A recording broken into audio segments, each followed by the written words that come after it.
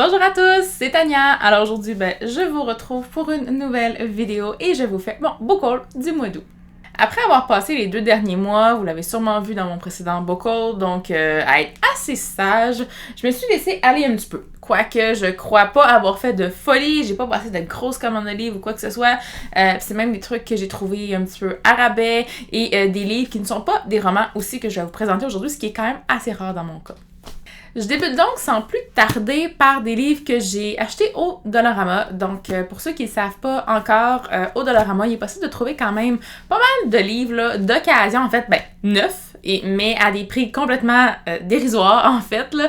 Donc, chaque livre est 4$ et il y a surtout tout ce qui est collection Hugo New Romance qui peut être disponible en magasin au Dollarama. Et je suis tombée sur quelques tomes, donc j'ai craqué. Je me suis dit, bon, c'est des tomes qui se suivent même pas, mais j'ai le premier tome de la série. Je vais faire ma série tranquillement pas vite comme ça. Je me suis donc procuré les 3 tomes de la série Fallen Crest de Taijin, voilà. Donc, j'ai le tome 2, le tome 5 et le tome 7 avec moi. Donc, j'avais déjà le tome 1 dans ma palle. Et c'est des romances qui se lisent facilement. Je n'ai jamais lu cet auteur-là non plus, même en anglais. Je sais que la série en français a comme pas eu trop de succès. Et je me disais, je la continue dessus, est-ce que je la rachète en poche? Je me suis dit, là, si ça n'a pas trop de succès, c'est comme ça vaut pas trop la peine.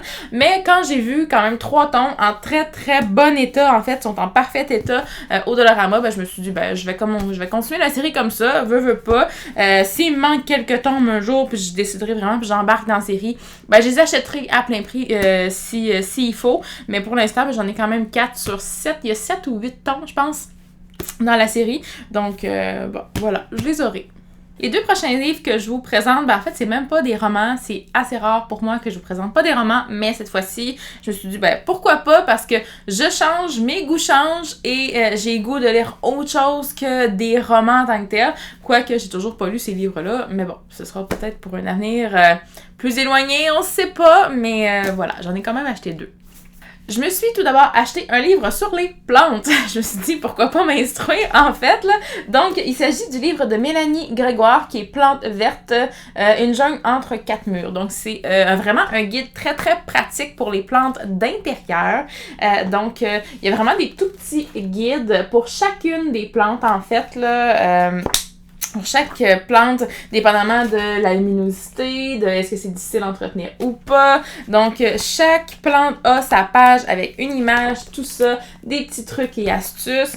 À la fin, ce que j'ai trouvé vraiment le fun, en tout cas pour moi, disons que je vais m'acheter une autre plante, il y a vraiment tout un tableau en fait de chacune des plantes qui sont classées par la luminosité que ça prend, la difficulté d'entretien, est-ce que la plante est grosse ou plus petite, est-ce que ça prend un milieu humide, sec, est-ce qu'elle va grandir rapidement, plus lentement, est-ce qu'elle va atteindre une grande taille, tout le kit. Il y a plein de trucs dans ce tableau-là en fait, là. Donc moi j'ai trouvé ça super pratique pour moi, qui m'y connaît pas trop en plantes, puis qui voudrait, peut-être à un moment donné en avoir d'autres chez moi. Donc je me suis dit, je pense que ça c'est vraiment pas pire pour moi là. Puis en plus au début du livre, il y a plein de trucs et astuces pour entretenir les plantes, faire des boutures, les reproduire, tout ça là. Donc franchement, je trouve ça hyper pratique comme livre. On s'entend que je l'ai feuilleté, c'est pas un livre que je vais lire en tant que tel, mais pour certains trucs puis savoir comment entretenir les plantes que j'ai sont toutes dans ce livre là, je crois bien. Donc ça va être quand même très pratique.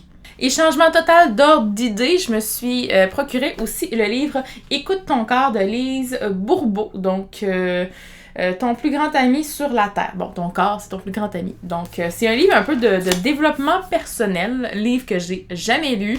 C'est en faisant des commissions que je suis tombée dessus, puis je me suis dit, il me parle, le titre m'a parlé, surtout que dans ce temps-là et dernièrement, si vous avez regardé mes vlogs, là, donc j'en ai parlé un petit peu, là, tu sais, mon corps m'a parlé pas mal. Dernièrement, je me suis rendu compte que j'avais des douleurs physiques qui étaient plus reliées à autre chose en tant que telle, etc. Donc, je suis de plus en plus alerte par rapport à ça. Donc, c'est pour ça que le titre m'a parlé de ce livre-là. J'ai lu un chapitre à date, on s'entend, je pense pas que c'est un chapitre qui se lit, que c'est un livre qui se lit, en fait, super rapidement, là, comme un roman. Je pense qu'il faut que tu prennes le temps de faire les petits exercices et tout. Je vous en donnerai un avis, probablement plus dans un vlog ou quelque chose du genre. Là, je pense pas que je vais faire une vidéo review là-dessus. On s'entend, mais s'il y en a que ça intéresse, ben n'hésitez pas à me le dire dans les commentaires. Et finalement, ben le dernier livre que j'ai à vous présenter, on s'entend-tu que ça c'était un classique, c'était l'achat du mois d'août, c'était l'achat que j'attendais depuis l'annonce de sa sortie au début de l'année 2020. J'en pouvais plus et je l'ai toujours pas lu. Plusieurs booktubeurs québécois en ont déjà fait des vidéos review et c'est le livre qui a fait parler de lui durant tout le mois d'août, partout sur internet. Donc j'imagine vous savez de qui je parle, de quoi je parle en fait. Hein? Donc il s'agit du livre Midnight Sun de Stephanie Meyer qui est le tout nouveau Twilight. Bon, s'entend-tu?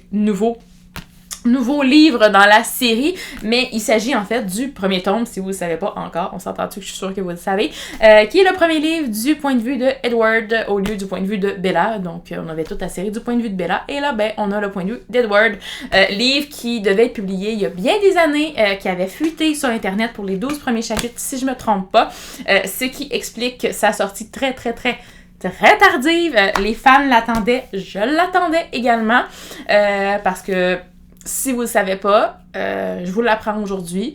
J'étais une méga fan de Twilight il y a à peu près 10-15 ans. Quand ça a commencé, quand le premier film est sorti en 2008? Je suis plus sûre.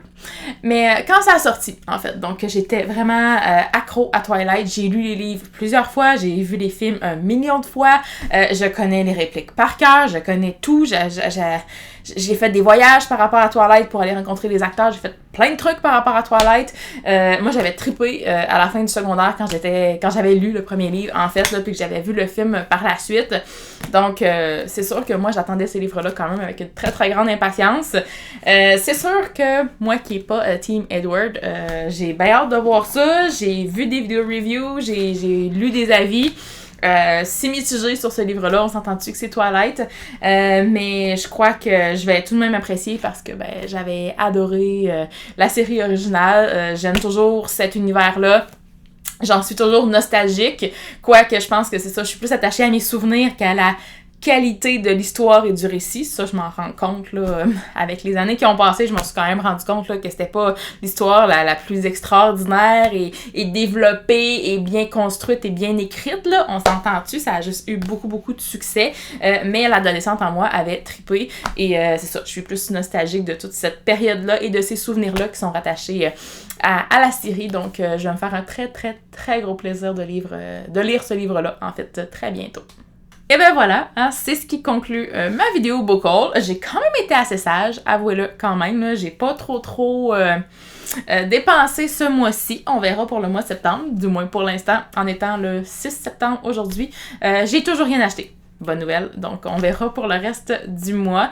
Donc voilà, j'espère que vous avez apprécié ce book haul-ci. Si c'est le cas, n'hésitez pas à laisser un petit pouce et à liker la vidéo, ça fait toujours très plaisir.